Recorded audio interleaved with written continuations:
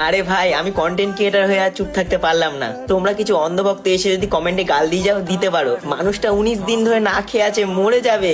বড় বড় সেলিব্রিটি কাছে যাওয়ার সময় রয়েছে, মেলুরি খাওয়ার সময় রয়েছে, বাট একটা মানুষ, যে মানুষ এখনকার ইয়ং জেনারেশন লড়ছে, তার কাছে গিয়ে কথা শোনার সময় নেই। নিজেদের গদি চলে যাওয়ার এত ভয়, একটা মানুষের জীবন চলে যাচ্ছে সেই জিনিস চোখে পড়ছে না। জানো আমাদের মতো মধ্যবিত্ত ঘরের ছেলেরা কত কষ্ট করে গাড়ি কেনে, সেই গাড়িতেও তোমরা পেট্রোলে ভেজাল মিশিয়ে গাড়িগুলোটা পুরো নষ্ট করে দিচ্ছ।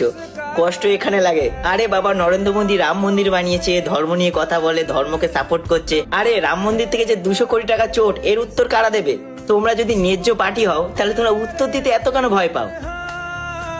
আজকে কোনো গেমিং ভিডিও এবং ফানি ভিডিও নয়। আজকে এমন জিনিস নিয়ে কথা বলতে চাইছি আপনাদের কাছে। প্রথম তোমরা এই ভিডিওটা দেখো আগে। भारत के कुछ बच्चों ने अपना हक मांगा। स्टूडेंट्स ने अपनी जो मेहनत उन्होंने एग्ज़ाम दी वो कैंसिल हो गई। उनका वक्त, उनका पैसा, उनके सपने सब कुछ बर्बाद होने के बाद उसमें उनमें से 20 बच्चों ने अपनी जान दी थी। ये हो रहा है स्टूडेंट्स के साथ और इसका कोई जिम्मेदारी नहीं ले रहा है, इसको कोई अकाउंटेबिलिटी नहीं मान रहा है।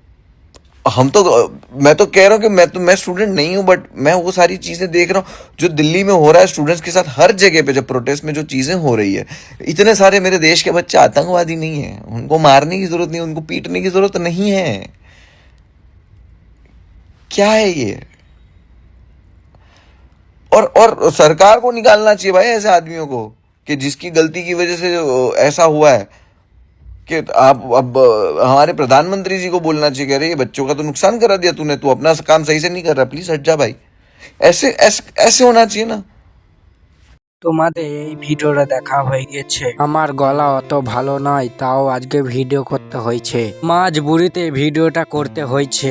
ইনস্টাগ্রাম খুললে শুধু ছাত্রদের এবং লাঠিচার্জ করছে এবং আবার পানি দিয়ে এমন মারছে ওদের, কি বলবো। তোমরা শুধু ধর্ম বিরোধী করতে থাকবে।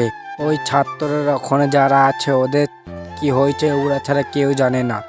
আমার 15 বছর বয়স, তাও আমি বলছি, আর তোমাদের 22-20 বছর বয়স হয়ে গেছে, তাও তোমরা কিছু মুখ ধরে তুলতে পারছো না কেন? সারা জীবন তোমরা ধর্ম বিরুদ্ধে করতেই থাকবে। তোমরা শুধু ইনস্টাগ্রাম খোলো, একাই চোখ দিয়ে পানি যেতে নাবে। এরপর আমি কি বলেছি? তোমাদের লাইফ তোমাদের হাতে। আমি তো আমার রাস্তা দেখে ফেলেছি।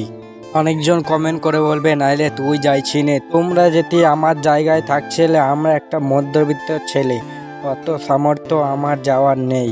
তার জন্য আমার একটা ইউটিউব ছোট চ্যানেল আছে, ওর জন্যই ভিডিও করেছি। আমার সামর্থ্য নেই, আমার মতন আমি যা করলাম। তোমরা লাইক সাবস্ক্রাইবার করতে হয় না, তোমরা একবার মধ্যরা করো ওই ছাত্রদের বিষয়ে। একবার তোমাদের ফেসবুক একটা ভিডিও বানিয়ে একবার করো ওদের, দেখো তোমাদের ওদের কিরম ভাল লাগে। আমার এই ভিডিওতে একটু কথা যদি ডিস্টার্ব হয় আমায় ক্ষমা করে দিবেন।